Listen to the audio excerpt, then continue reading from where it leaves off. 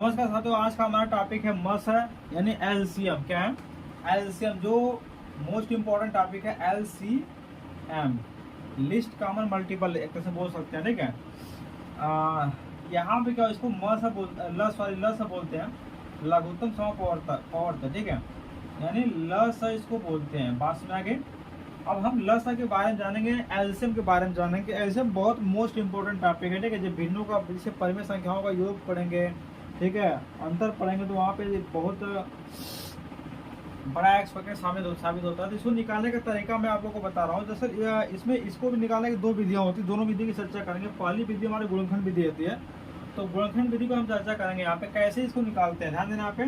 तो सबसे से हमारा आगे कोई हम एग्जाम्पल ले सकते हैं। जैसे कोई एग्जाम्पल ले लेते हैं हम 25, क्या ले लेते हैं 25, और मान लेते हैं हम 25 ले लिए और 50 ले लेते हैं। ठीक है, पहली बात इसके रूल्स के बारे में आप लोगों को समझा दे रहा हूँ। दरअसल जैसे म से जब हम निकाल रहे थे गुणनखंड विधि से, तो वहाँ पे दे रहे थे दो संख्याएं हो, चाहे तीन संख्या हो, चाहे हमारी चार संख्या हो, जितनी भी संख्या होती थी उसमें हम क्या करते थे कि भाई जो सब में कॉमन होता था चारों में, ठीक है, जैसे चार संख्या है तो जो चारों में कॉमन होता था वही हमारा क्या होता था, उसका म सा होता था। ठीक है, लेकिन यहाँ पे ऐसा नहीं है। ठीक है, यहाँ पे क्या होता है कि जो सब में कॉमन होगा, जो टोटल संख्याओं में कॉमन, ध्यान देना, ऐसा नहीं दो में कॉमन होगा तीसरे में कॉमन नहीं है। ठीक है, ऐसी बात नहीं है। जो सब में कॉमन होगा, ठीक है, उसको हम एक बार नोट कर लेंगे। और जो संख्याएं सब में कॉमन है, कुछ संख्याएं जो दो में कॉमन होगा तीनों में नहीं होंगे, ठीक है, तो उसको अलग अलग तरीके से लिखेंगे। ठीक है, यानी इसमें सिंपल इसका मैटर क्या होता है कि इसमें जो संख्याएं सब में कॉमन होती है उसको एक बार लिख लेते हैं, नोट कर लेते हैं।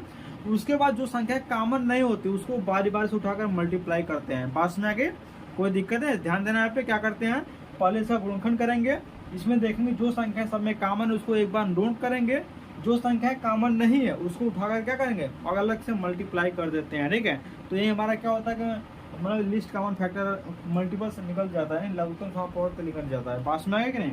अब जैसे 25 है, यहाँ पे ध्यान देना, यहाँ पे 25 से गुणनखंड करेंगे यहाँ पे, तो 5 25 25 हो जाएगा, और 5 का नाम कितना हो जाएगा, 5 हो जाएगा। अब यहाँ पे ध्यान देना यहाँ पे, और 2 से ट्राई करेंगे, 2 25 25 हो गया। ठीक है, 2 से कटेगा नहीं, 5 ट्राई करते, 5 25 कितना हो जाएगा, 25 हो जाएगा। 5 का नाम कितना हो जाएगा, 5 हो जाएगा। पास में आगे अब देखिए यहाँ पे क्या हो जाएगा भाई, 25 बराबर हम लिख देंगे क्या, 5 गुणे 5। यहाँ पे 50 बराबर लिख देंगे क्या, 2 गुणे 5 गुणे 5। ठीक है, अब देखेंगे भाई जो दोनों में कौन सा कॉमन है, यानी ये 5 इसमें दोनों में मिल रहा है। ठीक है, और ये भी 5 क्या हो रहा है, दोनों में मिल रहा है। पास में आगे, और ये 2 नहीं मिल रहा है, तो पहले इस 5 को लिखेंगे 5, और फिर इस 5 को लिखेंगे 5, और जो नहीं मिल रहा है उसको उतार लेते हैं। ठीक है, 2 हमारा नहीं मिल रहा है, 2 को ले लेता हूँ मैं, यानी एलसीएम बराबर हमारा हो जाएगा 5 5 25 गुना कितना, 50। इसका एलसीएम कितना हो जाएगा, 50 हो जाएगा। पास में आगे नहीं, तो ऐसे हम एलसीएम निकाल लेते हैं। ठीक है, और एक आध हम एग्जाम्पल ले सकते हैं, और एक आध दो एग्जाम्पल ले सकते हैं, ध्यान देना यहाँ पे। और ये बातें समझ में आए कि नहीं? सिंपल सा मतलब भाई, इसका गुणनखंड करेंगे, यहाँ पे नोट करेंगे, इस तरह में व्यवस्थित करेंगे। उसके बाद क्या होगा, जो दोनों में कॉमन होगा उसको एक बार लिख लेंगे, जो नहीं कॉमन होगा उसको भी मल्टीप्लाई कर देंगे। ठीक है, टोटल मल्टीप्लाई करने के बाद जो वैल्यू निकलेगी वो हमारा क्या होगी, एलसीएम निकल जाएगी। क्या होगी, एलसीएम निकल जाएगी। बात में नहीं? ठीक है,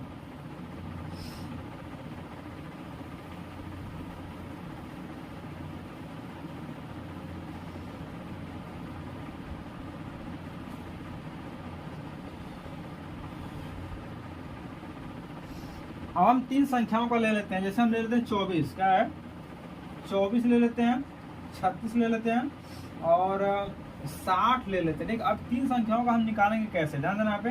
अब तीन संख्याओं को हमको निकालना है एलसीएम। ठीक है, यहाँ पे क्या करेंगे भाई, ट्राई करेंगे, 2 एक नम 2, 2 दूना 4, 2 छक्का 12, 2 तिहाई 6, और 3 एक नम 3। ठीक है, अब यहाँ पे इसको ट्राई करेंगे, 2 एक नम 2, 2 अठे 16, 2 9 18, 3 त्रिका 9, 3 एक नम 3। पास में आ गए। अब यहाँ पे 60 है, 60 को हम ट्राई करते हैं, 2 तिहाई 6, 2 एक नम 2, 2 पचे 10, 3 पचे 15, और 5 एक नम 5। अब इसको समझते हैं। ठीक है, अब यहाँ पे क्या करना, मैंने यहाँ पे गुणनखंड कर लिया। यहाँ पे अब देखिए 24 का लिख लेंगे। यहाँ पे 24 हमारा कितना है भाई, 2 गुणे 2 गुणे 2 गुणे 3। ठीक है, अब हमारा क्या, 36 हमारा 2 गुणे 2 गुणे 3 गुणे 3। ठीक है, 36 के बाद हमारा 60 है। ठीक है, यानी 2 गुणे 2 गुणे 3 गुणे 5 5 में आगे। अब हम देखते हैं कौन तीनों में कॉमन है, उसको एक बार लिखेंगे, ठीक है। और देखिए यहाँ पे तीनों में कॉमन कौन है, 2 कॉमन है, ठीक है। और ए भी 2 हमारा क्या है, तीनों में कॉमन है। 5 में आगे।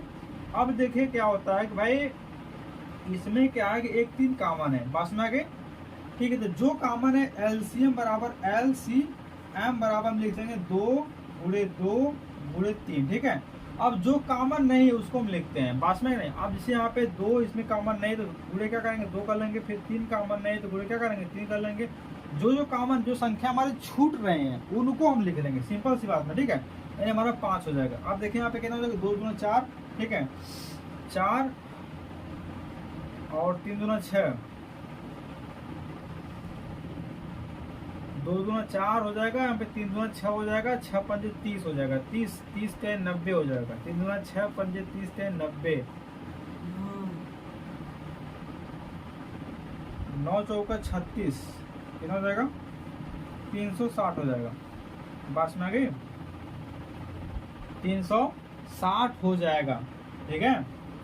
तो ये विधि होती है, ठीक है, इसको निकालने का। बात इसमें आ गई।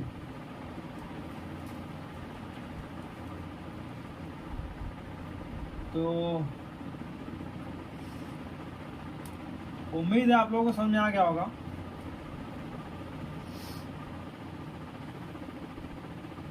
तो आज के दिन बस इतना है।